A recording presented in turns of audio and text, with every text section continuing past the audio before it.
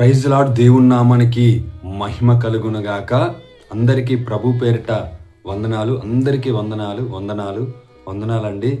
మీ అందరికీ happy Christmas, advance happy Christmas, happy December. ఈ నెలంతా మనం ప్రభువులో ఆనందించాలి, ఆరాధించాలి. భూమిని ఆకాశాన్ని కలగజేసిన దేవుణ్ణి మనము ఆరాధించాలి. నిజంగా ఇది గొప్ప అవకాశం. ఈ 11 నెలలు ఎంతోమంది ఈ మంత్ని, ఈ మాసాన్ని, ఈ క్రిస్మస్ నెలని ఎంతోమంది చూడలేరేమో.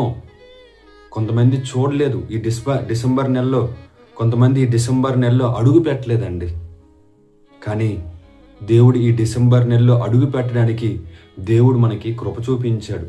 మంచివారం కాదు, మనం ఏదో ప్రార్థనా పరులమని కాదు, కానీ దేవుడు ఆయన కృపను బట్టి, ఆయన వాత్సల్యం బట్టి దేవుడు కనుదృష్టి మన మీద, దేవుని యొక్క కనుదృష్టి మన మీద, మన కుటుంబాల మీద ఉంది. కాబట్టి ఈ నెలంతా మనం చూస్తాం ఆయన చిత్తం అయితే. Praise Lord. అయితే మీకు కొన్ని విషయాలు చెప్పాలి. 2 3 మాటలు చెప్పాలని నేను ఎంతగానో ఆశపడుతున్నాను. దయచేసి వినండి, వీడియో పూర్తిగా వినండి, షేర్ చేయండి, ఛానల్ ఫాలో అవ్వండి. దయచేసి నా గురించి ప్రార్థన చేయండి. అనేకమైన విషయాలు నేర్చుకుందాం. ప్రభు పాదాల దగ్గర అనేకమైన విషయాలు మనం నేర్చుకుందాం. Praise Lord. చిన్న ప్రార్థన, వాక్యంలోనికి మనం వెళ్దాం. మహాపరిశుద్ధుడైన తండ్రి, ప్రేమ కలిగిన దేవా, దయగలిగిన స్వామి, మమ్మల్ని క్షమించండి. మా అందరితో మాట్లాడండి దేవా. ఎందుకు నువ్వు ఈ భూమి మీదకి వచ్చావు? మానవుల అందరి కొరకు నువ్వు ఎందుకు పుట్టావు? మాతో మాట్లాడండి, కృప చూపించండి. మీ కృపలో మమ్మల్ని వర్ధిల్లింప చేయండి స్వామి. నాతో, మా అందరితో మాట్లాడండి. మా హృదయములో కార్యము జరగాలి. నువ్వు మాట్లాడితే మా జీవితాలు బాగుపడతాయి దేవా. నువ్వు మాట్లాడితే మాకు వెలుగు కలుగుతుంది. నువ్వు మాట్లాడితే నిజమైన క్రిస్మస్ మేము ఈ దినాల్లో చూస్తాం ప్రభువా. కృప చూపించి దయచేసి నాతో, నీ బిడ్డలతో అందరితో మాట్లాడమని యేసు నామములో చిన్న ప్రార్థన అడిగి వేడుకుంటున్నాము తండ్రి. Amen, amen. Praise Lord. దేవుని నామానికి మహిమ కలుగునుగాక. సరే, వాక్యంలోనికి వెళ్దాం. దయచేసి బైబిల్ తెరవండి, వాక్యంలోనికి వెళ్దాం. చూడండి, మత్తయి సువార్త 4వ అధ్యాయము. గమనిస్తున్నారా? మత్తయి సువార్త 4వ అధ్యాయము 16వ వచనాన్ని నేను చదువుతున్నాను. మరలా నేను చెప్తున్నాను. మత్తయి సువార్త 4వ అధ్యాయము 16వ వచనం చదువుతున్నాను, గమనించండి. అక్కడ ఒక ప్రవచన వాక్కు మనకు కనిపిస్తుంది. ఆ ప్రవచన వాక్కు నేను చదువుతున్నాను. జెబూలూను దేశమును, నఫ్తాలి దేశమును, యొర్దానునకు ఆవలనున్న సముద్ర తీరమున అన్యజనులు నివసించు గలిలయయు చీకటిలో కూర్చుండిన ప్రజలను గొప్ప వెలుగు చూచిరి. మరణ ప్రదేశములో ఉండు మరణ ఛాయల్లోను కూర్చున్న వారికి వెలుగు ఉదయించెను. ఈ మాటలు ఎంతోమంది సేవకులు వివరిస్తారు.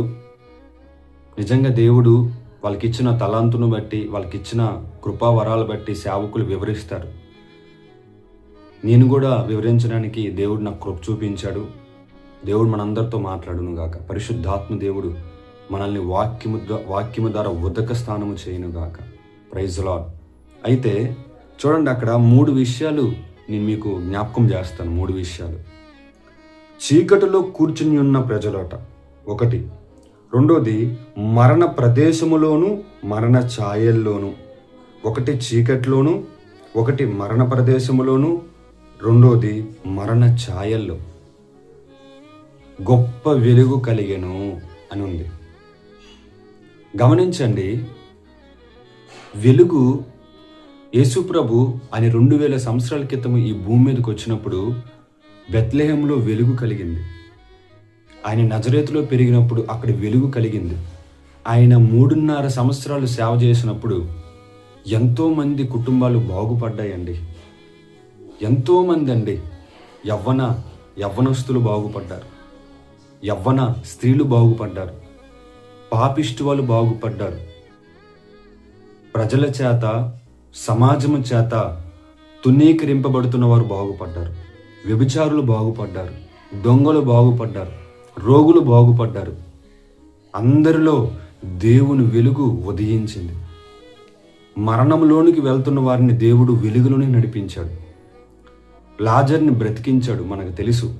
పాడి మీద ఉన్న కుమారుని దేవుడు బతికించాడు. ఇది కథలు కాదు, ఇవి కట్టుకథలు కాదు, ఇవి చాలామంది కథలు అనుకుంటున్నారు. కాదు, ఇవి మనం విశ్వసిస్తే దేవుడు ఖచ్చితంగా కార్యాన్ని చేస్తాడు. అయితే ఆయన పుట్టుక ఆ బెత్లెహేములో ఒక వెలుగుగా మారింది. వారి జీవితాల్లో ఒక వెలుగుగా మారింది. ఆ వెలుగు తట్టుకోలేకపోయాడు సాతాను. పరిసయ్యుల్లో ఏదో తెలియని ఆందోళన మొదలైంది. సదుకయ్యుల్లో ఏదో తెలియని ఆందోళన మొదలైంది. హేరోదులు. ఆయన పుట్టుక నిజంగా అది సవాలుతో కూడుకున్న పుట్టుక, వాగ్దానముతో కూడిన పుట్టుక. యెషయా భక్తుడు తెలియజేసినట్టుగా కన్య మరియ గర్భమందు ఆయన పుట్టాడు. నిజంగా సంతోషకరం అండి, ఆనందకరం అండి. అయితే మరణ ఛాయల్లోనూ, మరణ ప్రదేశములోనూ, చీకటి గల చోట్లలోనూ మనం ఉంటే నిజమైన క్రిస్మస్ మనం జరుపుకుంటామా? ఒకసారి ఆలోచించండి. యేసుప్రభు యొక్క ఉద్దేశం ఏంటి? ఎందుకు పుట్టాడు ఆయన? అందరూ అసహించుకుంటున్నాడు పొట్టి జక్కేని. మనము చూస్తాం, లూకాసు వార్త 19వ అధ్యాయంలో మనం చూస్తాం. జక్కేని అందరూ అసహించుకుంటున్నారు, అందరూ జక్కేని అసహించుకుంటున్నారు. కానీ దేవుడు మాత్రం, జక్కయ్య, నేడు నీ ఇంటికి రక్షణ వచ్చి ఉన్నది. ఏంటి ఈ మనుష్యుడికి ఇంత పాపిష్టుడు కదా, ఏంటి ఈయన పాపిష్టు అని ఈ మనుషుని ఇంటికి వెళ్తున్నాడని అందరూ ఆశ్చర్యపోతున్నారు.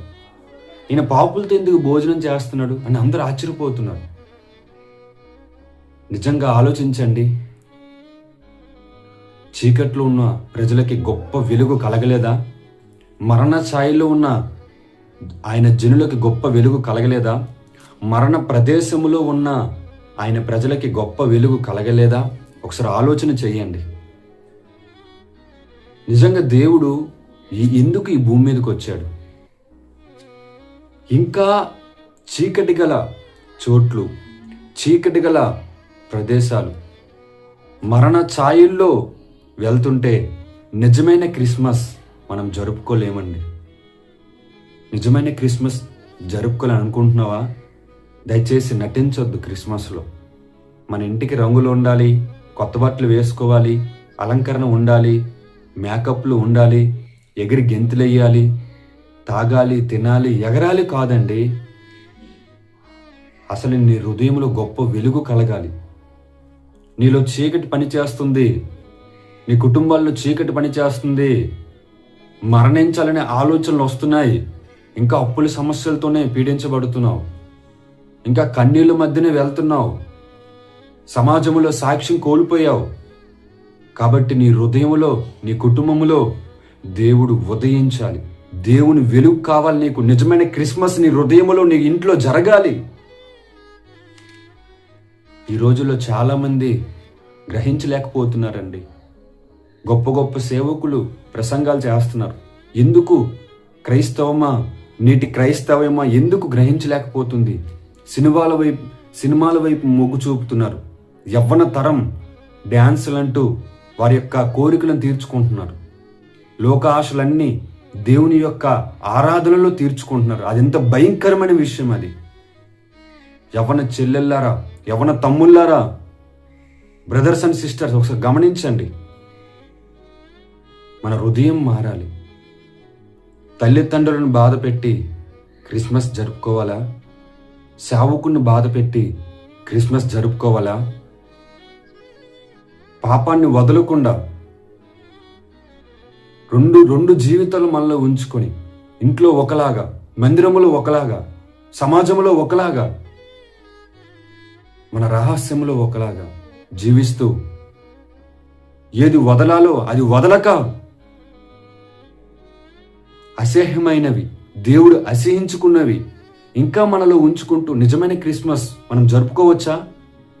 ఆచారబద్ధంగా వెళ్ళిపోతున్నాం, ఆచారంగా ముందుకు సాగుతున్నాం. గమనించండి. మనం బలహీనులమండి, పాపులమండి. మన కోసం యేసు ప్రభు ఈ భూమి మీదకి వచ్చాడండి. ఒకసారి గమనించండి. నేను ఒక వాక్యాన్ని మీకు జ్ఞాపకం చేస్తాను, తీయండి ఒకసారి. రోమిలికి రాసిన పత్రిక 5వ అధ్యాయము 6వ వచనం. రోమిలికి రాసిన పత్రిక 5వ అధ్యాయము 6వ వచనం నేను చదువుతున్నాను, చూడండి. యాలయనగా మనం ఇంకా బలహీనులమై ఉండగా క్రీస్తు యుక్త కాలమున భక్తిహీనుల కొరకు చనిపోయాను. యేసు ప్రభు దేనికి వచ్చాడు? ఎందుకు మనం క్రిస్మస్ జరుపుకోవాలంటే మన భక్తిహీనత పోవాలని, మనం పాపం పోవాలని, మన శాపం పోవాలని. ఆ శిలువ మరణం కోసం యేసు ప్రభు ఈ భూమి మీద అడుగుపెట్టాడు. మృత్యుంజయుడై తిరిగి లేచాడు ఆయన. యేసు ప్రభు మనల్ని గెలుచుకోవడం కోసం, మనం నరకానికి వెళ్ళకూడదని. ప్రియ సహోదరి, సహోదరుడా, నీ భర్తను మోసం చేయకు, నీ భార్యను మోసం చేయకు, తల్లిదండ్రులు మోసం చేయకు, అన్నదమ్ముల్ని మోసం చేయకు. ఈ రోజుల్లో చాలామంది భార్య భర్తల మధ్య సమాధానం లేదు, ఐక్యత లేదు. ఒకరికి తెలియకుండా ఒకరు రహస్యమైన జీవితాలు జీవిస్తున్నారు. క్రిస్మస్ జరుపుకోవచ్చా? ఒకసారి ఆలోచించండి. నేనైనా మనందరం, దేవుడు ప్రతి వారిని గమనిస్తాడు. వేషధారణ క్రిస్మస్ మనం జరుపుకోవద్దు. 2 జీవితాలతో కూడి క్రిస్మస్ మనం జరుపుకోవచ్చా? మన హృదయములో నిజమైన క్రిస్మస్ జరగాలి. యేసు మన హృదయాన్ని తడుతున్నాడు. ఆయన, ఇగో నీ తలుపు దగ్గరే ఉన్నాను, నీ హృదయం అనే తలుపు దగ్గరే ఉన్నాను. నా ప్రియ కుమార్తె, కుమారుడా, దయచేసి, నువ్వు పాపిష్టిదానివే, అందరూ పాపిష్టిదానివే అంటున్నారు, నువ్వు పాపిష్టోడివే, తాగుబోతువే, చాలా చెడిపోయావు, కానీ నన్ను ఆహ్వానిస్తే నీ జీవితాన్ని మారుస్తాను, నీ బ్రతుకులను మారుస్తాను, మీ కుటుంబాన్ని మారుస్తాను. నిజమైన క్రిస్మస్ ఏంటో నీకు నేను చూపిస్తాను అంటున్నాడు ప్రభు. నిజమైన ఆరాధన ఎలా చేయాలో ప్రభు మనకు చూపిస్తాడు. దయచేసి గమనించండి ప్లీజ్. ఇంకా మరణ ఛాయల్లో, ఇంకా మరణ ప్రదేశాల్లో, లోకములు ఎన్నో ఛాయలు కనిపిస్తుంటే, పాపపు ఛాయల్లో, ఆ ఛాయల్లోకి వెళ్ళకండి. ప్రభు మన కోసం ప్రాణం పెట్టడానికి వచ్చాడు. ప్రభు రక్తం చిందించడం కోసం వచ్చాడు. సంతోషించాలి, మంచిది, గంతులు వేయాలి, ఆత్మానందముతో గంతులు వేయాలి, పరవశించాలి ఆయన పుట్టాడని. కానీ వేషధారంతో కాదు, 2 జీవితాలతో కాదు. నీ పాపాన్ని విడిచిపెట్టు, నీ శాపాన్ని విడిచిపెట్టు. యేసు రక్తం ద్వారా నీ పాపాలు కడుక్కో. నిజమైన క్రిస్మస్ జరుపుకోవా? దయచేసి ప్రియ దేవుని బిడ్డ, నటిస్తూ క్రిస్మస్ జరుపుకోకు. ఇంకా మనుషులతో సమాధాన పడకుండా, అందరి ఎదుట నటిస్తూ ఇంకొక జీవితాన్ని జీవిస్తూ మన దేవుణ్ణి బాధ పెట్టడం, ఆత్మీయుల్ని బాధ పెట్టడం, కుటుంబాన్ని బాధ పెట్టడం. నిజమైన క్రిస్మస్ అసలు చెప్పాలంటే బాధ అనిపిస్తుంది. నేనైనా మీరైనా నిజమైన క్రిస్మస్ మన గుండెల్లో జరుగునుగాక. మన హృదయాల్లో నుంచి రావాలండి క్రిస్మస్. మన హృదయంలో జరగాలి క్రిస్మస్. మీ హృదయంలోనికి రావాలి దేవుడు. ప్రభుని ఆహ్వానించండి, ప్రభుని కోరుకోండి, మీ కుటుంబంలోనికి ఆహ్వానించండి ఆయనని. దేవాని, మేము పాపిష్టి మనుషులం అయ్యా, నా కుటుంబాన్ని ఎవరు ఆదరించట్లేదు. ఆ రోజు దేవుడు పశువుల పాకలోనికి, ఎంత దరిద్రమైన ప్లేస్ అండి అది. అయినా యేసు ప్రభు ఆ స్థలాన్ని ఎంచుకోలేదా? మన కుటుంబాన్ని, దరిద్రమైన కుటుంబమే, పాడైపోయిన కుటుంబమే, కానీ దేవుడు ఎన్నుకుంటే మన కుటుంబంలో గొప్ప వెలుగు కలుగుతుంది. మరణం బయటికి వెళ్ళిపోతుంది, మరణ ఛాయలు దూరం అవుతాయి, గొప్ప వెలుగు కలుగుతుంది. నిజమైన క్రిస్మస్, నిజమైన ఆశీర్వాదం 2020లో గొప్ప కార్యాలు మనం చూస్తాం. నిజమైన క్రిస్మస్ జరిగితే ప్లీజ్ గమనించు. దేవునికి దగ్గర రక్షణ తీసుకో, బాప్తిసం తీసుకో. బాప్తిసం తీసుకోకుండా ఇంకా క్రిస్మస్ ఏంటి? ఇంకా డ్యాన్సులు ఏంటి? వేషధారణ క్రిస్మస్ ఏంటి? ఇంకా ఇదిగో ఈ వాక్యం నీలో ఉంటేనే, నాలో ఉంటేనే నిజమైన క్రిస్మస్ మనం జరుపుకోగలం. Praise the lord. దయచేసి ప్రియ దేవుని బిడ్డ, నిజమైన క్రిస్మస్ జరుపుకో. అందరితో సమాధానం పడదాం. ఆయనకి ఇష్టలైన మనుషులకి సమాధానం కలుగునుగాక అంటున్నాడు. ఆయనకి ఇష్టంగా మారాలి అంటే ఆయనతో సమాధానం పడాలి, ప్రజలతో సమాధాన పడాలి. అప్పుడే నిజమైన క్రిస్మస్ మనం జరుపుకుంటాం. మన హృదయాల నుంచి వస్తుంది ఆ క్రిస్మస్. Praise the lord. కళ్ళు మూసుకోండి, ప్రార్థన చేస్తాం. మహాపరిశుద్ధుడివైన తండ్రి, నీ బిడ్డలందరూ నీ మాటలు విన్నారు. నాతో అందరితో మాట్లాడేందుకు వందనాలు. మరణ ఛాయల్లో, చీకటి ఛాయల్లో, మరణ ప్రదేశాల్లోనికి మేము వెళ్ళిపోతున్నామయ్యా. ఈ 2025 ఎన్నో ఘోర పరిస్థితులు జరిగాయి ప్రభు. దేవా మాకు ఈ నెల ఇచ్చినందుకు వందనాలు ఆయన. మమ్మల్ని క్షమించండి దేవా. నీ రక్తం చేత మమ్మల్ని కడగండి.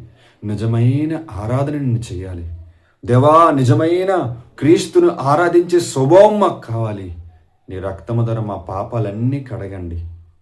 నిజమైన ఆరాధన మా గుండెల్లో జరగాలి. నిజమైన క్రిస్మస్ మా గుండెల్లో జరగాలి. మా కుటుంబం నిజమైన క్రిస్మస్ జరుపుకోవాలి. ఈ సంవత్సరం నటించే క్రిస్మస్ మాకు వద్దు నాయన. వేషధారంతో కూడిన క్రిస్మస్ మాకు వద్దు నాయన. మారు మనసుతో కూడిన క్రిస్మస్ నాకు దయచేయి ప్రభువా. నీ కృపలో మమ్మల్ని ఉంచుకోమని యేసునామములో ఈ చిన్న ప్రార్థన అడిగి వేడుకొంచున్నాము తండ్రి. Amen, amen. Praise the Lord. దేవుని నామానికి మహిమ కలుగును గాక. ప్రభు మిమ్మల్ని ఆశీర్వదించును గాక. ఆయన కొరకు బ్రతుకుదాం. నిజమైన క్రిస్మస్ జరుపుకుందాం. Praise the Lord. దేవుడు మనందరినీ దీవించి ఆశీర్వదించును గాక. ఆమేన్. Praise the lord.